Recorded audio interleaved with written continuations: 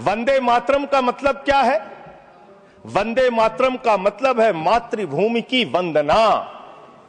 मातृभूमि की वंदना। हम मातृभूमि की वंदना करते हैं, तो आप कैसे मातृभूमि की वंदना कर रहे हैं? अरे 1 रुपए में तो एक आम नहीं मिलता। आपने 1 रुपए में अडानी को 1050 एकड़ जमीन और 10 लाख आम और लीची के पेड़ दे दिए। ये मातृभूमि की वंदना, ये आपकी मातृभूमि की वंदना है। आप मातृभूमि को बेचकर मातृभूमि की वंदना कर रहे हैं। ये मातृभूमि की, आज वंदे मातरम पे ही बात करूंगा सर। मातृभूमि की वंदना, मातृभूमि की वंदना हिंदुस्तान के एयरपोर्ट को बेच के नहीं हो सकती। मातृभूमि की वंदना रेल को बेच के नहीं हो सकती, सेल को बेचकर नहीं हो सकती, समुद्री तटों को बेचकर नहीं हो सकती, कोयला और गैस को बेच के नहीं हो सकती, हिंदुस्तान की जमीनों को बेच के नहीं हो सकती। तुम लोग मातृभूमि को बेचने वाले लोग हो, तुम मातृभूमि की वंदना करने वाले लोग नहीं हो। मान्यवर, वंदे मातरम पे ही सुनिए। आज वंदे मातरम के अलावा कुछ बोलूंगा ही नहीं। मातृभूमि की वंदना, इस मातृभूमि की वंदना में जब यहां पे लीडर ऑफ द अपोजिशन बोल रहे थे, मान्यवर, honourable I am not yielding sir, I am not yielding sir, sir I am not yielding sir, I am not yielding sir. जब लीडर ऑफ अपोजिशन बोल रहे थे, ऑथेंटिकेट इट प्लीज देन। जब leader, sir I am not yielding, sir I am not yielding. जब यहां पे leader of opposition बोल रहे थे, नो पॉइंट ऑफ ऑर्डर, खड़गे साहब, उनके मुंह से नो पॉइंट ऑफ ऑर्डर, दलित शब्द निकल गया, दलित शब्द निकल गया। पूरी की पूरी भारतीय जनता पार्टी हाउस में खड़े होकर विरोध करने लगी। दलितों से इतना चिढ़ है आपको? क्या दलित भारत माता के बच्चे नहीं? क्या पिछड़े भारत माता के बच्चे नहीं? क्या आदिवासी भारत माता के बच्चे नहीं? अगर दलितों, पिछड़ों, आदिवासियों की बात होगी तो आप विरोध करोगे। आप विरोध करोगे। You are not on the topic. LOH. Just yield a minute. LOH. Sir, 2 बातें हैं। Please. LOH is on his legs. LOH is on his legs. Sir, 2 बातें हैं। एक तो हम चाहते हैं कि डिबेट, हेल्दी डिबेट हो, तर्कों के साथ हो। अभी इन्होंने आरोप लगा दिया कि दलितों पर बीजेपी वाले एकदम हल्ला करने लगे। ऑन रिकॉर्ड है, मैंने कहा है दलित के विषय में कि ये हमारे पूज्य हैं, हमारे भाई हैं। ये ऑन रिकॉर्ड है। इस तरीके के स्वीपिंग स्टेटमेंट्स न दें और इस हाउस के माध्यम से देश को न करें, नंबर 1। नंबर 2, आपने कहा ये बेच दिया, ये बेच दिया, ये बेच दिया। आई से please authenticate on the floor of the house whatever you have charge. देखिए, आज सर बहुत अच्छी बात इंडिकेट करूंगा। दूसरी बात, शहीद खुदीराम बोस की बात हुई सर, कल उस सदन में चर्चा हुई। हिंदुस्तान के सबसे युवा क्रांतिकारी जिन्होंने फांसी के फंदे को चूमा, वंदे मातरम का नारा लगाया। शहीद खुदीराम बोस, शहीद रोशन सिंह, शहीद राजेंद्र लहड़ी, शहीद अशफाक उल्ला, शहीद राम प्रसाद बिस्मिल, शहीद प्रफुल्ल चाकी, हिंदुस्तान के तमाम क्रांतिकारियों ने जब फांसी के फंदे को चूमा, शहीद आजम भगत सिंह, शहीद सुखदेव, शहीद राजगुरु, सबने वंदे मातरम का नारा लगाया। सबने वंदे मातरम का नारा लगाया। और शहीद खुदीराम बोस को अब आप याद कर रहे होंगे, मैं पिछले 31 साल से 3 दिसंबर को शहीद खुदीराम बोस की जयंती का आयोजन करता हूं। मेरी संस्था का नाम शहीद चंद्रशेखर आजाद के नाम पे है। शहीद खुदीराम बोस हिंदुस्तान के वो क्रांतिकारी थे, जब उनको फांसी के फंदे पे चढ़ाया गया और उनका जब अंतिम संस्कार हुआ, तो जो राख उनके अंतिम संस्कार से निकली, मान्यवर, उसको बंगाल की मां तावीज बना के अपने बच्चों को पहनाती थी कि ऐसे ही बनना हिंदुस्तान के लिए क्रांतिकारी। यह इतिहास, यह हिंदुस्तान का इतिहास। लेकिन मैं आपके माध्यम से इस सरकार से पूछना चाहता हूं, आपके पुरखे इस वक्त क्या कर रहे थे जब शहीद आजम भगत सिंह वंदे मातरम लगा रहे थे, शहीद सुखदेव वंदे मातरम लगा रहे थे, शहीद राजगुरु वंदे मातरम का नारा लगा रहे थे, शहीद खुदीराम बोस वंदे मातरम का नारा लगा रहे थे? उस वक्त आप क्या कर रहे थे? क्या कर रहे थे आप? वंदे मातरम का नारा लगाकर लोग जेल गए, लाठियां पड़ी उनको, मैं आपके माध्यम से इस सरकार से पूछना चाहता हूं, आरएसएस के 4 लोगों का नाम बताओ जो वंदे मातरम नारा लगा के जेल गए, उनका नाम बताओ आप। 4 लोगों का नाम बताओ आप, अपने 4 पुरखों का नाम आप बताओ। आप नहीं बता सकते क्योंकि आजादी के आंदोलन में आपका कोई इतिहास नहीं, आजादी के आंदोलन में आपका कोई इतिहास नहीं, यही आपकी कुंठा है। तो इसलिए कभी आप कहते हो सरदार वल्लभ भाई पटेल आपके हैं।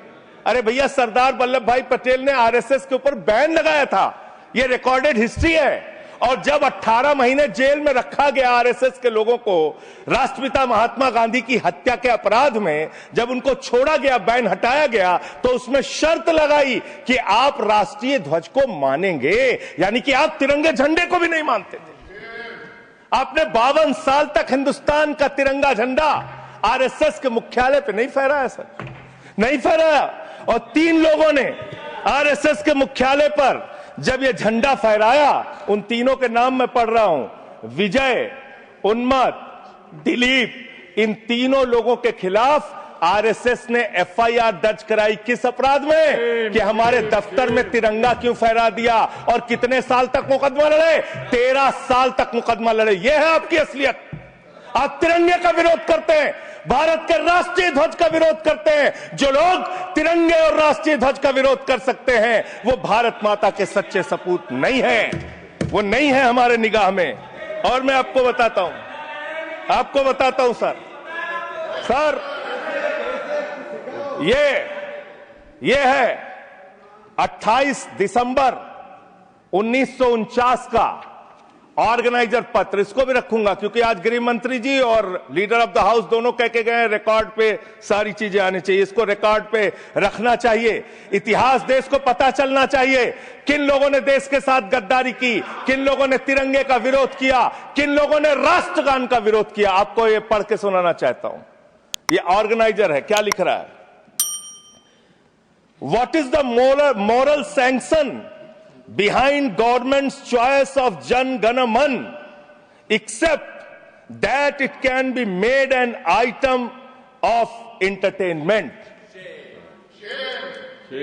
आप राष्ट्रगान का विरोध कर रहे हैं, आप भारत के राष्ट्रगान का विरोध कर रहे हैं। आपके मुख्य पत्र में भारत के राष्ट्रगान का विरोध लिखा गया है। इसके लिए भारत के प्रधानमंत्री को और पूरी की पूरी भारतीय जनता पार्टी को, जो अपने आप को आरएसएस को अपना आदर्श मानती है, पूरे देश से माफी मांगनी चाहिए। ये रिकॉर्ड पे लाऊंगा सर, इसको रख लीजिएगा, ये रिकॉर्ड पे रखा जाए।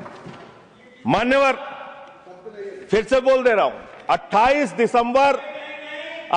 दिसंबर 1949 ऑर्गेनाइजर अखबार, जो आरएसएस का मुख्य पत्र है। और इस आरएसएस के मुख्य पत्र में फिर से लिख दे रहा हूं, फिर से पढ़ दे रहा हूं क्या लिखा हुआ है।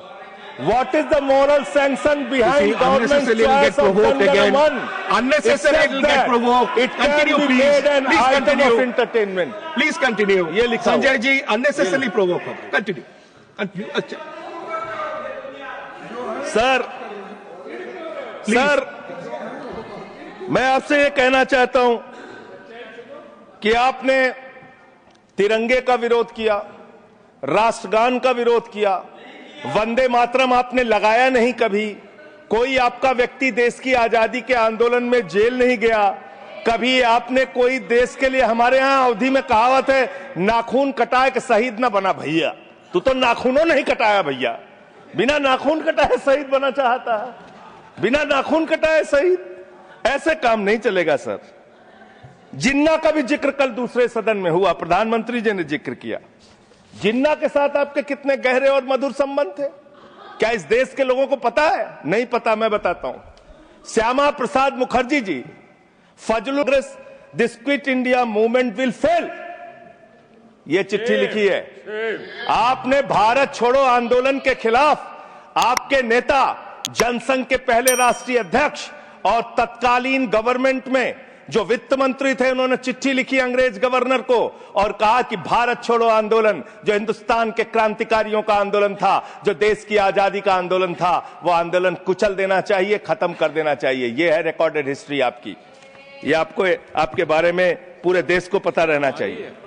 अब जिन्ना, हाँ, इसको भी सभा के पटल पर रखूंगा। जिन्ना और आपके रिश्ते क्या थे? कितने मधुर रिश्ते थे। एक राज्य में सरकार नहीं बनाई मान्यवर इन्होंने, नॉर्थ वेस्ट फ्रंटियर, सिंध प्रांत और फजलुल हक की गवर्नमेंट। फजलुल हक वो शख्स है जो पाकिस्तान बनने के बाद वहां की सरकार का गृह मंत्री बना।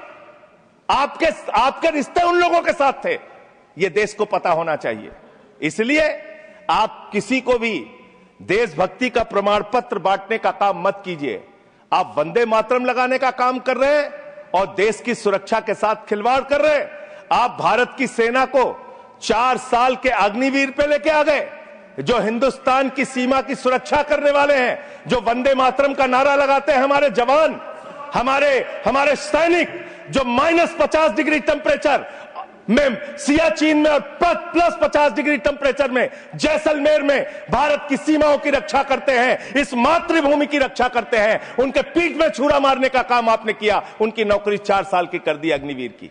आपको मातृभूमि से प्यार है, आप देशभक्ति की बात करेंगे, आप देशभक्ति की बात कर रहे हैं। अरे मैंने साइकिल चोर सुना था, लॉकेट चोर सुना था, स्कूटर चोर सुना था, मैंने सुना था तमाम तरह के चोर होते हैं। आप लोग तो वोट चोर निकल गए हिंदुस्तान के अंदर। वोट चोर, 3 करोड़ वोट उत्तर प्रदेश में 3 करोड़ वोट की चोरी करने जा रहे हैं। कल की मीटिंग में पता चला 17.5% वोट उत्तर प्रदेश में काटे जाएंगे। आप ये कर रहे हैं, ऐसे लोकतंत्र को मजबूत करेंगे? ऐसे आप मातृभूमि की सेवा करेंगे? ऐसे आप मातृभूमि की वंदना करेंगे? मान्यवर, मैं आप लोगों से सिर्फ इतना कहना चाहता हूं मान्यवर, आपके माध्यम से, कि हमने फिल्मों में सीन देखी है, डाकू लोग आते हैं, जय भवानी जय भवानी जय भवानी कह के, और वो गांव का गांव लूट के चले जाते हैं। जय भवानी कह के गांव का गांव लूट के चले जाते हैं। हम इस देश के अंदर किसी भी सरकार को वंदे मातरम और भारत माता की जय लगाकर देश को लूटने की इजाजत नहीं देंगे। वंदे मातरम लगाएंगे, भारत माता की जय लगाएंगे, जय हिंद भी कहेंगे, राष्ट्रगान भी कहेंगे, वंदे मातरम भी गाएंगे, लेकिन देश के साथ गद्दारी और धोखेबाजी नहीं करने देंगे। आपको नहीं करने देंगे। ये देशभक्ति के नारे हैं, ये देशभक्ति के नारे हैं। आप बेरोजगारी पे बात नहीं करना चाहते, महंगाई पे बात नहीं करना चाहते, दलितों का मंदिर में प्रवेश वर्जित है, कहीं उनको रोका जा रहा है, उस पर बात नहीं करना चाहते, पिछड़ों का शोषण हो रहा है, उस पर बात नहीं करना चाहते। आपने मातृभूमि की सेवा यह की है कि आज हिंदुस्तान के ऊपर 200 लाख करोड़ रुपए का कर्जा है, 200 लाख करोड़ रुपए का कर्जा।